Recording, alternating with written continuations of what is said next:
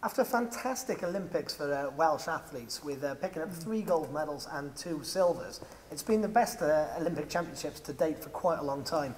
We're joined now by a fellow, not making out I've done anything like this, by a former Olympic competitor who should have been there this year but unfortunately due to injury wasn't competing. I'd like to introduce you to Matt Elias. Matt, great to have you with us today. Cheers, thanks for inviting me. You're welcome. Sorry you've had to stay here all day looking at sort of half-naked girls in photo shoots. It's a hard life, but someone's got to do it. I'm sure it's not good, is it, honestly?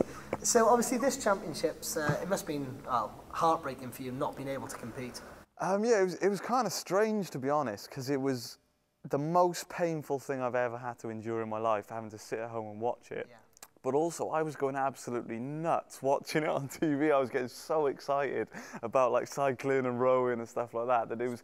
You probably don't even pay too much attention. Exactly. I mean, like when I was in Athens competing myself, you're not so aware of what's going on in the other sports. So it was really nice to be able to sit at home and watch it and see all the other guys doing well. And kind of that's one of the things that's kind of ignited my own passion again. So it was good to see all the Welsh guys doing so well. I mean, obviously, you know, your career has been kind of on and off with injuries, should we say? A lot more off the last couple of years. I'm not looking too good at that side of things.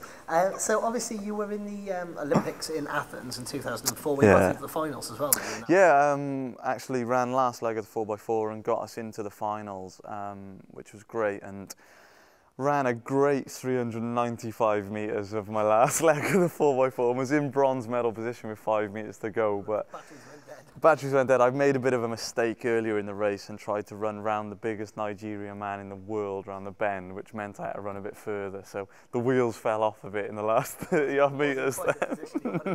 Not exactly, no. But I mean, running in, you also was at double Commonwealth silvers with the 400 hurdles and 4x400 yeah, relay. yeah.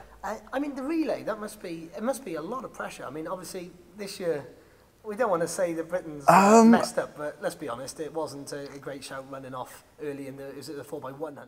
Yeah, I mean, the 4x1, I felt sorry for Craig because it was personal area. He just went off too soon. You have your check mark of where you want to run from, and he just panicked and went a bit early. And when you've got such a small changeover box, it's one of those things that happen, and you look at it and you just got to feel sorry for the guy for making personal error, because everyone does it at the end of the day.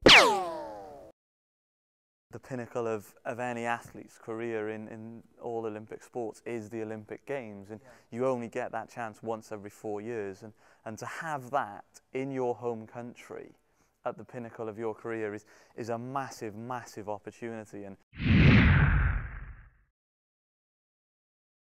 when you first go in there, it's nuts, because you're like walking around, there's all the American basketball team and all these people that you've seen on TV and stuff, and all of a sudden they're there in the Olympic Village with you, and it's just crazy sort of thing.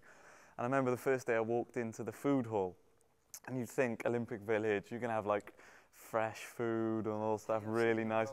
Walked in, massive McDonald's. I was like, how can you have a McDonald's in the Olympic Village? And it was free as well. So literally, but like, it was quite crazy because you go in, and for the first few days, there was no one eating McDonald's at all.